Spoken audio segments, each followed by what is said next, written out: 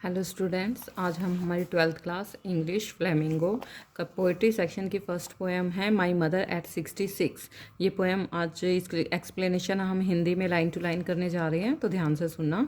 सबसे पहले हम देखेंगे, जैसे कि टाइटल है इस पोएम का माय मदर एट 66। तो यहाँ पे एक मदर की बात हो रही है जिनकी एज जो है वो 66 ईयर्स है, और साथ में इनके साथ और कौन है, इनकी डॉटर है। ठीक है, तो ये दोनों ही आपस में बात करेंगे। वो जो डॉटर है वो अपनी मदर को डिस्क्राइब कर रही हैं कि कैसी हैं वो दिखने में, और उस डॉटर को कैसा फील होता है अपनी मदर के लिए।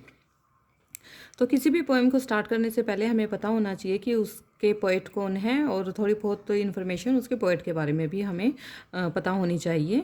About the poet Kamala Das. जो कमला दास हैं was born in Malabar Kerala. ये केरला के मालाबार सिटी कह सकते हैं, विलेज कह सकते हैं, वहाँ पे पैदा हुई थी 1934 में। She is recognised as one of India's foremost poets. ये जो कमला दास हैं इंडिया के जो बहुत अच्छे पोएट्स हैं उनमें जानी जाती हैं, उनमें इनका नाम लिया जाता है। Her works are known for their originality, versatility and the indigenous flavour of the soil. इनका जो काम है वो ओरिजिनलिटी पे डिपेंड करता है, और इंडिजीनियस है। इंडिजीनियस का मतलब होता है सेम प्लेस ऑफ बर्थ, या जहाँ पे जो इंसान रहता है उसके आसपास का ही डिस्क्रिप्शन देना अपनी नॉवेल्स में, अपने राइटिंग्स में, अपनी पोएम्स में। तो वहाँ उसको कहते हैं indigenous flavour of the soil. Kamala Das has published many novels and short stories in English and Malayalam under the name Madhavi कुटी। जो कमला दास हैं इन्होंने बहुत सारे इनके नॉवल जो हैं और शॉर्ट स्टोरीज़ हैं वो पब्लिश हुए हैं, जो कि इन्होंने इंग्लिश और मलयालम में लिखे थे। मलयालम में जो माधवी कुटी के नाम से जानी जाती हैं ये। In addition to 5 books of poetry, she is a sensitive writer who captures the complex subtleties of human relationships in lyrical idioms. अब ये जो है एक सेंसिटिव राइटर है, मतलब ये जो अपने कोई भी इनकी राइटिंग्स हैं, स्टोरीज़ हैं, या इनकी पोइट्री सेक्शन है, उसमें ना फीलिंग्स के ऊपर ज़्यादा, मतलब सॉफ्ट हार्टेड जिसको हम कहेंगे, फीलिंग्स बहुत इमोशनल जो हैं इन्होंने डिस्क्रिप्शन दी है। My mother eight 66 is an example. ये जो माई मदर एट 66 पोएम है ये भी ऐसा ही एक एग्जाम्पल है, जो कि इमोशन से सेंसिटिव बातों से वो भरा हुआ है। ठीक है, before you read, ageing is a natural process. देखो सबको पता है कि जो एजिंग होती है वो एक नेचुरल प्रोसेस है। ऐसा नहीं है कि कोई 10 साल का है तो वो 20 का नहीं होगा, जो 20 का है वो 30 का नहीं होगा। ठीक है, तो एजिंग जो है वो कॉन्टिन्यूस प्रोसेस है और नेचुरल प्रोसेस है, जो कि चलता रहता है। Have you ever thought what our elderly parents expect from us. और कभी आपने सोचा भी होगा कि आपके जो पेरेंट्स आपसे कुछ ना कुछ एक्सपेक्टेशन उनकी रहती है। अब ये कर लो, अब वो कर लो, ऐसे करना चाहिए, वो करना चाहिए। तो उनकी जो एक्सपेक्टेशन है वो जैसे जैसे उनकी एज बढ़ती जाती है एक्सपेक्टेशन भी बढ़ती जाती है, और कुछ ना कुछ वो सबसे सभी के पेरेंट्स अपने बच्चों से एक्सपेक्ट करते ही करते हैं। अब हम पोएम स्टार्ट कर रहे हैं। Driving from my parents home to Cochin last Friday morning I saw my mother beside me, doze open mouth, her face ashen like that of a corpse, and realized with pain that she was as old as she looked, but soon put that thought away and looked out at young trees sprinting, the merry children spilling out of their homes, but after the airport security check standing a few yards। बाकी हम बाद में देखेंगे, पहले यहाँ पे देखते हैं। अब यहाँ पे क्या है, ये मदर है, ये डॉटर है।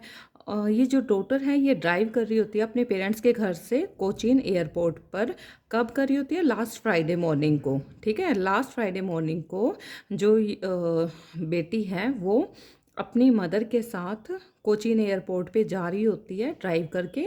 आई सा माई मदर बिसाइड मी, तो वो जाते जाते ना उसकी मदर उसके साइड में बैठी होती है, साइड वाली सीट पे। तो वो अपनी मदर की तरफ देखती है जो कि उसके साइड में बैठी थी। डोर्स ओपन माउथ, वो उनका जो मुंह है वो खुला हुआ था। हर पे फेस एशन लाइक, एशन होता है जैसे धुंधला, जैसे आप कह सकते हो कि कलरलेस जिसको हम कह सकते हैं, पेल येलो। ठीक है, उनका जो माउथ है वो खुला हुआ था, और उनका जो फेस था वो कलरलेस था। उनका फेस है जो बहुत ही डल नज़र आ रहा था उसको। ऑफ अ कॉप्स, और कैसा डल नज़र आ रहा था, जैसे किसी डेड बॉडी का होता है, बिल्कुल पीला हो गया हो और कलरलेस हो। And realised with pain that she was as old as she looked but soon. वो कहते हैं कि उसको ना फिर जैसे ही उसने अपनी मदर के ऐसे फेस को देखा तो उसको ना अंदर ही पेन हुआ उसके हार्ट में, मतलब उसको फील हुआ that she was as old as, कि वो कहती है कि वो इतनी बूढ़ी हो गई हैं जितनी वो दिखाई दे रही थी, ठीक है।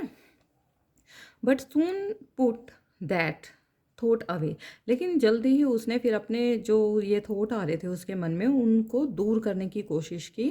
And looked out at young trees printing, और उसने बाहर की तरफ देखना शुरू किया यंग ट्रीज प्रिंटिंग की तरफ, मतलब यंग ट्रीज की तरफ, मतलब जो यंग ट्रीज स्प्रिंट करते हुए नजर आते। स्प्रिंट का मतलब तेज भागते नजर आ रहे थे पीछे की तरफ। स्प्रिंट होता है रनिंग फास्ट, तो पीछे की तरफ भागते हुए नजर आ रहे थे।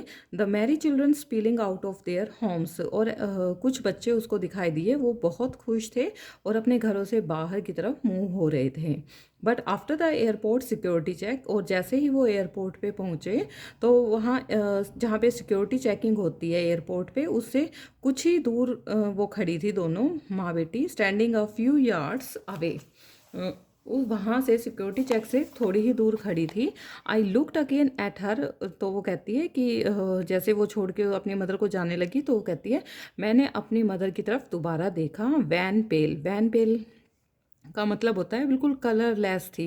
उनका जो फेस था वो बिल्कुल कलरलेस हो चुका था। As a late winter's moon, और कैसा दिखाई दे रहा था, जैसे शाम के टाइम पे विंटर्स में, सर्दियों में चांद दिखाई देता है ना, बिल्कुल धुंधला धुंधला, वैसा दिखाई दे रहा था। And felt that old familiar egg, और उसने उसको फील हुआ कि ऐसा ही जो दर्द है, ऐसी जो फीलिंग है पोइट के मन में पहले भी उनको देखकर आती थी। माई चाइल्डहुड स्फियर, और ये जो पेन था, ये जो एक था, वो उसको बचपन से ही था। क्योंकि मान लिया अगर वो अभी 17-18 ईयर्स की हैं तो 10 साल पहले की अगर हम बात करते हैं, 10 साल पहले भी अगर हम बात करेंगे तो वो उसकी मतलब 55 की होगी और ये 8 to 10 ईयर्स की होगी, ठीक है, अगर 20 की भी होती है तो ये चाइल्डहुड से ही उसका फियर था। ऑल आई सेड वॉज, और फिर उसने उनको देखते हुए और मन में ये विचार आते हुए उसने अपनी मदर से कहा सी यू सून, कि जल्दी मैं मिलूंगी अम्मा। All I did was smile and smile and smile, वो कहती है फिर मैंने अपनी मदर की तरफ ना चाहते हुए भी स्माइल किया और स्माइल ही किया। तो ये जो हमारी पोएम है ये कंप्लीट हो चुकी है, और जैसे कि आपने देखा होगा हमारी पोएम में कहीं भी फुल स्टॉप नहीं है, हर जगह सिर्फ कोमास लगे हुए हैं और एक सेंटेंस में ही है सारी पोएम, और इसके कोई भी राइमिंग स्कीम नहीं है। राइमिंग स्कीम में क्या होता है, जैसे यहाँ पे जो लाइन ख़त्म होती है वहाँ पे ए बी या ABC ऐसा कुछ हम करते हैं, तो ऐसा कुछ भी नहीं था है। ये फ्री वर्ड्स राइमिंग स्कीम है इस पोएम में, जैसा कि मैंने क्वेश्चन आंसर में भी आपको बता रखा है। तो इन चीज़ों का थोड़ा सा ध्यान रखना और अच्छे से इनको डिस्क्राइब करना। बहुत ही ईजी और सेंसिटिव पोएम है। तो ये हमारी जो पोएम है, फर्स्ट पोएम कंप्लीट हो चुकी है पोइट्री सेक्शन में। और अब हम 12th क्लास की जो इंग्लिश है और प्लस में ग्रामर है ऑल क्लासेस के लिए, और 10th क्लास की जो सोशल स्टडीज़ है, ये तीनों चीज़ें टॉपिक्स जो हैं हम साथ के साथ चलेंगे। मैं तीनों ही कोशिश करूँगी कि 1-2 दिन के अंदर तीनों कंप्लीट हो जाएं, टॉपिक्स होते रहें धीरे धीरे। तो साथ में सब्सक्राइब भी करते रहना please. Thank you. Like share and subscribe.